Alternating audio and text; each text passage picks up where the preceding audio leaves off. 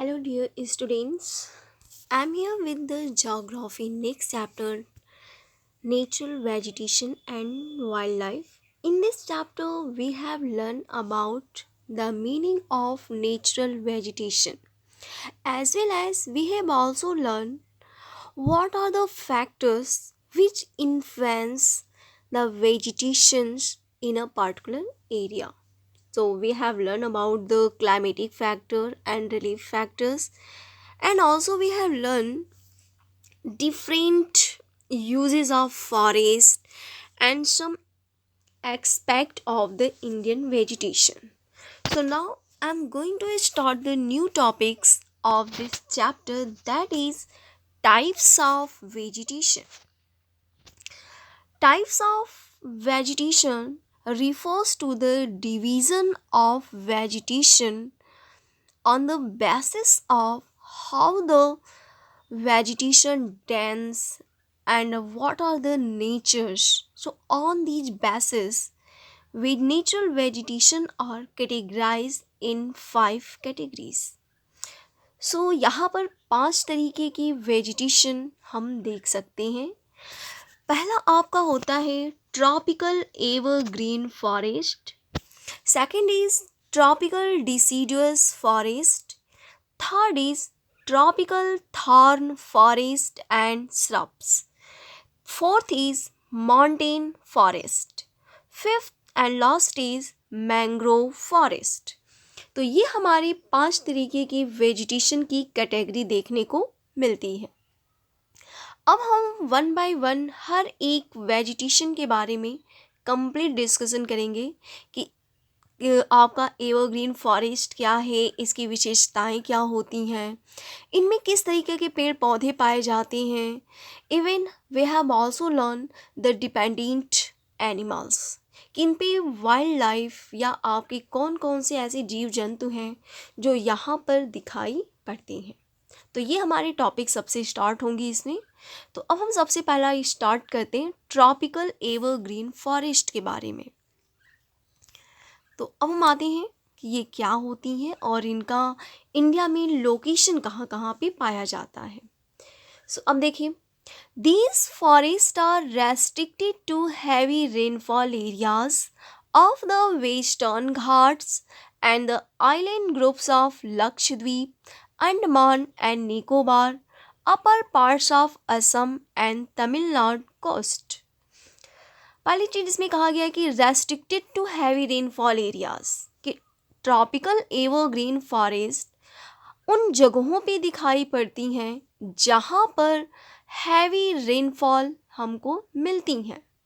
India की अगर बात की जाए कि हैवी रेनफॉल एरियाज इंडिया में कौन कौन सी हैं, तो वेस्टर्न घाट होता है, आपके लक्षद्वीप अंडमान निकोबार आइलैंड है, असम का एरिया है, इसके अलावा आपका ये मेघालय का एरिया है, तमिलनाडु कोस्ट है. इन जगहों पर हमको एवरग्रीन फॉरेस्ट देखने को मिलती हैं. They are at their best in areas having more than 200 centimetre of rainfall with a short dry season. कहने का मतलब ये कि ये फॉरेस्ट उन जगहों पे देखने को मिलती हैं जहाँ पर 200 सेंटीमीटर से भी ज़्यादा रेनफॉल पाई जाती हैं. और ड्राई सीज़न का मतलब रेनफॉल होना, कम होना या ना होना. ये जो ड्राई सीज़न है ये बहुत ही कम पाई जाती हूँ. उन जगहों पे ट्रॉपिकल एवरग्रीन फॉरेस्ट सबसे ज़्यादा देखने को मिलती हैं. The trees reach great heights up to 60 meters or even above. कि इन फॉरेस्ट में पाए जाने वाले ट्रीज की जो हाइट होती है वह 60 मीटर या इससे भी ज़्यादा ऊंचाई के पाए जाते हैं. Since the region is warm and wet throughout the year. क्योंकि ये जो एरिया होती हैं ये ऑल टाइम वार्म होती हैं, गर्म एरिया होती हैं और वेटेड होती हैं. वेटेड का मतलब ऑल टाइम रेनफॉल भी पाई जाती है पूरे साल. तो पूरे साल इन एरिया में वार्म टेम्परेचर रहता है, यानी टेम्परेचर अच्छा खासा रहता है, वार्म रहती है, गर्मी रहती है. और रेनफॉल भी देखने को मिलती है। तो ये पूरे साल ये सिचुएशन बनती है। इसी वजह से यहाँ पर अलग अलग तरीके के वेजिटेशन हम देख सकते हैं। लग्जरिएंट वेजिटेशन मतलब जो रिच होती हैं। जैसे यहाँ पर हमको ट्रीज देखने को मिलती हैं, श्रब्स यानी झाड़ियाँ भी दिखाई पड़ती हैं, क्रीपर्स भी दिखाई पड़ती हैं। क्रीपर का मतलब लताएं जो पेड़ों की सहायता से ऊपर जाती हैं। तो हम यहाँ पर पेड़ पौधों को देख सकते हैं, झाड़ी भी देख सकते हैं, लताएं भी देख सकते हैं, जिसकी वजह से इन एरिया में मल्टी लेयर स्ट्रक्चर देखने को मिलती हैं। जैसे पेड़ पौधे काफ़ी ऊंचे ऊंचे हैं, झाड़ियाँ उनमें पाई जाती हैं जो से नीचे रहती हैं, लताएं जो नीचे से ऊपर आपकी रेंगती हुई ऊपर की तरफ जाती हैं। तो इस तरीके से मल्टी लेयर स्ट्रक्चर इन फॉरेस्ट की सबसे बड़ी विशेषता होती है। There is no definite time for trees to set their leaves. इन फॉरेस्ट की ट्रीज की सबसे बड़ी खासियत ये होती है कि इनका कोई डिफिनिट टाइम या डिफिनिट समय नहीं होता है जिसमें ये पेड़ अपनी पत्तियों को नीचे गिरा देते हों। इसी वजह से ये पूरे साल ये फॉरेस्ट हरा भरा दिखाई पड़ता है। तो ये हमारी कुछ स्पेशल इसके हम कह सकते हैं कैरेक्टरिस्टिक्स हैं एवरग्रीन फॉरेस्ट के बारे में। अगली चीज़ जो हमें देखना है, ये मैप हम लोग आगे देखेंगे। एक्चुअली इस मैप में आपको पूरे डिफरेंट टाइप्स ऑफ वेजिटेशन को डिफाइन किया गया है कि किन किन एरियाज में कौन कौन सी पाई जाती हैं। तो हम इसे आगे भी देख लेंगे। तो आगे देखते हैं एवरग्रीन फॉरेस्ट के जो इम्पॉर्टेंट टॉपिक्स और जो इनमें हमको पढ़नी है। Some of the commercial important trees of this forest are ebony, mahogany, rosewood, rubber and cinchona. कि यहाँ पर या इन फॉरेस्ट में जो पेड़ पौधे पाए जाते हैं ये कॉमर्शियली बहुत ही इम्पॉर्टेंट होते हैं। जैसे ebony, mahogany, rosewood, rubber, cinchona जैसे पेड़ होते हैं जो हम देख सकते हैं कि हमने बिजनेस में या किसी इंडस्ट्रीज़ के लिए रॉ मटेरियल के तौर पे इस्तेमाल में लाई जाती हैं। The common animal found in these forest are elephant, monkey, lemur and deer. कि इन फॉरेस्ट में एलिफेंट, मंकी, लैमर और डियर जैसे एनिमल्स भी बहुत ही कॉमनली हमको दिखाई पड़ती हैं। One horn dinosaurs are found in the jungles of Assam and West Bengal. India के असम और वेस्ट बंगाल के जंगलों में आपके वन हॉर्न डायनासोर्स भी दिखाई पड़ते हैं। Beside these animals plenty of birds, bats, sloth, scorpions and snails are also found in these jungles. In animals के अलावा डिफरेंट टाइप्स की बर्ड्स भी दिखाई पड़ती हैं, बैट्स दिखाई पड़ते हैं, स्लॉथ को अगर देखा जाए तो ये भालू की तरह दिखाई देने वाले एक जानवर होते हैं, स्कॉर्पियन, स्नेल्स जैसे क्रिएचर्स भी इन जंगलों में देखने को मिलते हैं। तो ये हमारी बात हुई ओवरऑल एवरग्रीन फॉरेस्ट के बारे में। अब हम अगली चीज़ ध्यान देंगे, ट्रॉपिकल डिसीडुअस फॉरेस्ट। अब इनकी क्या खासियत है, अब हम इनके बारे में पढ़ते हैं। These are the most widespread forest of India. India में सबसे ज़्यादा जो वाइड स्प्रेड का मतलब जो चारों तरफ दिखाई पड़ते हैं, फैले हुए हैं, वे आपके ट्रॉपिकल डिसीडुअस फॉरेस्ट होते हैं।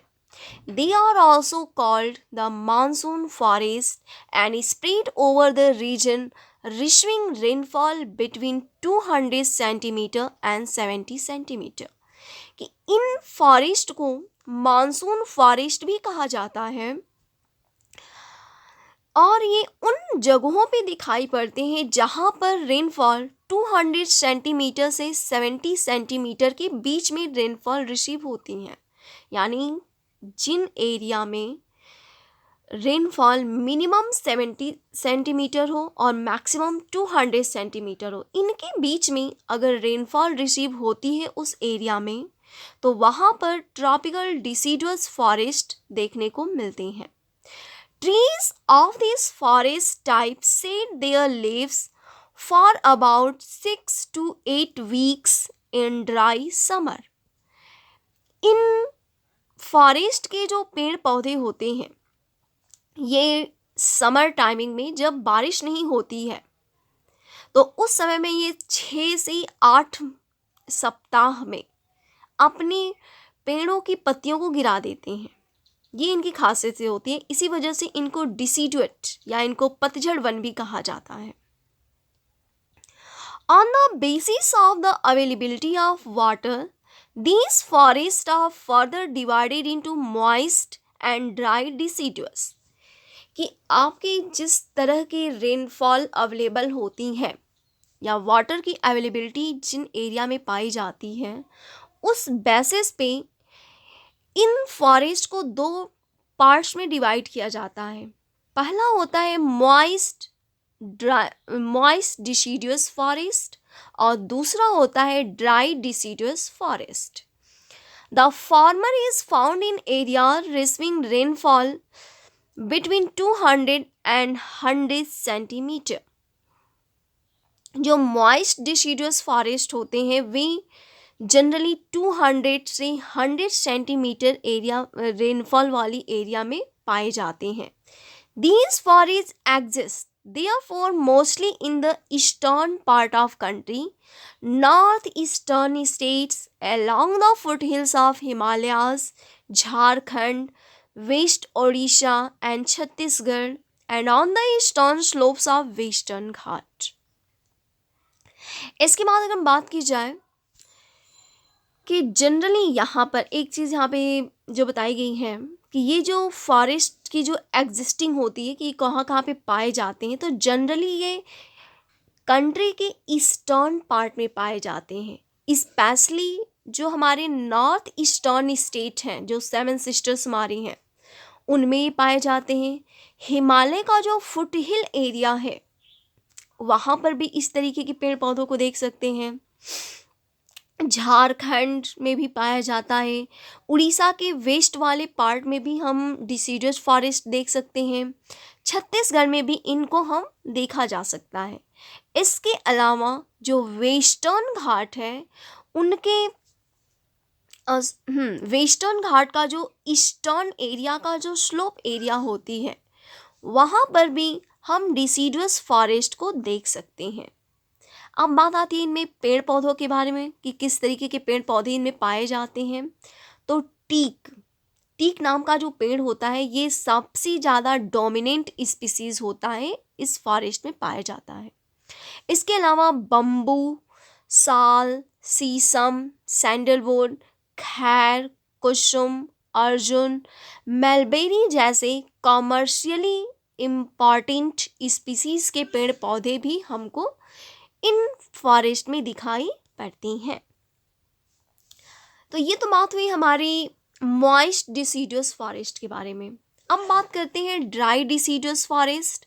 ये किन किन एरिया में होती हैं और उनमें कौन कौन से पेड़ पौधे पाए जाते हैं। The dry deciduous forest are found in areas having rainfall between 100 centimetre and 70 centimetre. कि ड्राई डिसीडुअस फॉरेस्ट की जो लोकेशन होती है वह उन एरियाज़ में पाई जाती है जहाँ पर रेनफॉल 70 सेंटीमीटर से 100 सेंटीमीटर के बीच में पाई जाती हो। These forests are found in the rainier part of the peninsular plateau and the plains of Bihar and Uttar Pradesh. ये सबसे ज़्यादा आपको मिलते हैं जो पेनिनसुलर प्लेट्यू में जहाँ पर रेन पाई जाती है, जहाँ पे बारिश होती है पेनिनसुलर वाली एरिया में, वहाँ पर ड्राई डिसीडुअस फॉरेस्ट पाए जाते हैं। इनके अलावा बिहार और उत्तर प्रदेश के प्लेन में भी ड्राई डिसीडुअस फॉरेस्ट मिलते हैं। इसके अलावा अगर बात की जाए कि इनमें किस टाइप के पेड़ पौधे मिलते हैं कि दे आर ओपन स्ट्रेचेस। यहाँ पे बहुत ही ओपन टाइप के होते हैं, बहुत घने टाइप के नहीं होते हैं।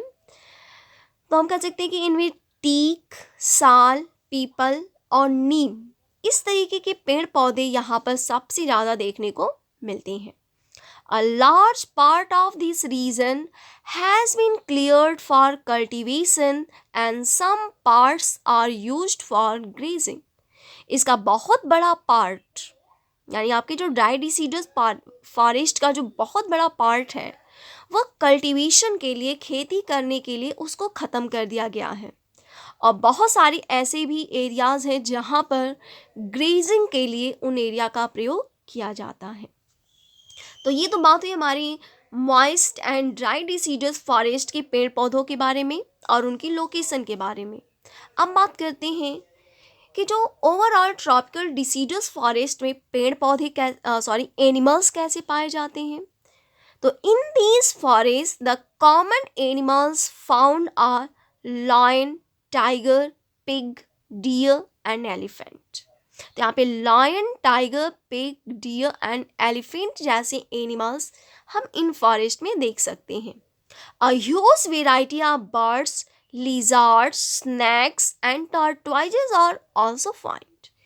कि इन एनिमल्स के अलावा हम डिफरेंट वेराइटीज़ की चिड़ियों को भी देख सकते हैं, लिजार्ड्स भी दिखाई पड़ती हैं, स्नैक्स भी इन फॉरेस्ट में कॉमनली पाए जाते हैं, आपके टॉर्टोइजेस जैसी क्रिएचर्स भी इन फॉरेस्ट की विशेषताओं में आते हैं।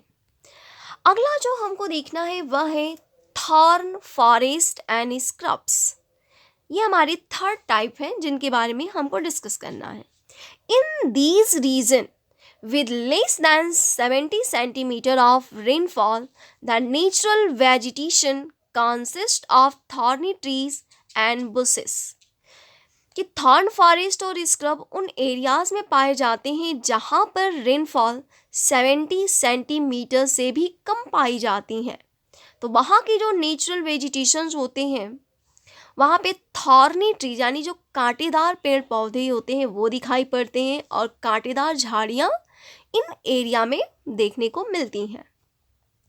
This type of vegetation is found in the north western part of the country. इस टाइप के पेड़ पौधे इंडिया में सबसे ज़्यादा आपको नॉर्थ वेस्टर्न वाले पार्ट में दिखाई पड़ते हैं, including semi arid areas of Gujarat, Rajasthan, Madhya Pradesh, Chhattisgarh, Uttar Pradesh and Haryana. तो हम यहाँ पे वो कौन कौन से एरियाज़ हैं जहाँ पे वो डोमिनेंट है इस टाइप के फॉरेस्ट, तो वह आपको गुजरात का जो सेमी एरिड एरिया है, सेमी एरिड का मतलब बहुत ज़्यादा वहाँ की सॉइल बहुत ज़्यादा सैंडी भी नहीं है और बहुत ज़्यादा बेहतर क्वालिटी की भी नहीं है, उसका मिक्सअप होती हैं, तो हमारी सेमी एरिड होती हैं। तो गुजरात का जो सेमी एरिड एरिया है, राजस्थान में, मध्य प्रदेश में, छत्तीसगढ़ का जो सेमी एरिड एरिया है, उत्तर प्रदेश और मध्यान्ह के जितने भी सेमी एरिड एरियाज़ होते हैं वहाँ पर हम थॉर्न फॉरेस्ट और श्रब्स देख सकते हैं। एकेसियस, पाम्स, यूफोबियस एंड कैक्टी इस टाइप के प्लांट स्पीसीज इन फॉरेस्ट में सबसे ज़्यादा देखने को मिलते हैं। These are scattered and have long root penetrating deep into the soil in order to get moisture।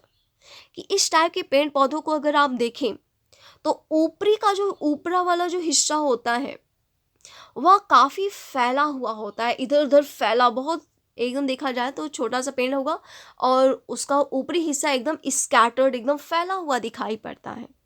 इसकी जो रूट होती है, इसकी जो जड़ें होती हैं वो एकदम लंबी होती हैं और एकदम वो नीचे ज़मीन को पेनिट्रेट करते हुए नीचे तक चली जाती हैं जहाँ से वह वाटर या मॉइस्चर को गेन कर सके।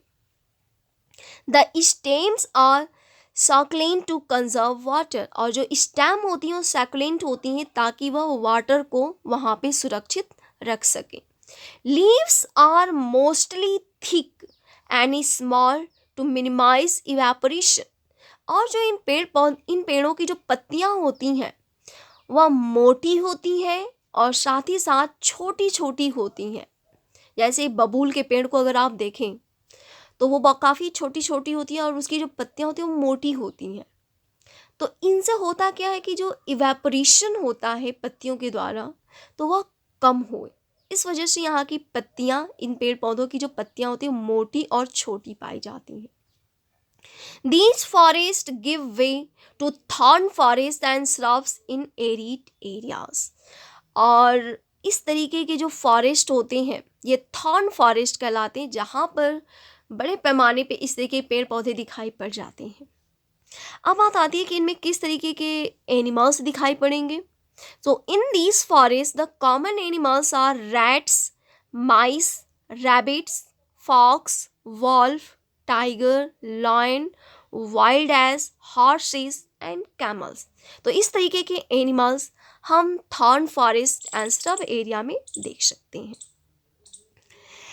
इसके बाद हमारा आता है माउंटेन फॉरेस्ट और उसके बाद हमको देखना होगा मैंग्रोव फॉरेस्ट। सो इन दो टॉपिक्स और जो रिमेनिंग टॉपिक्स हैं इनके बारे में हम लोग कल डिस्कस करेंगे। Thanks to all of you.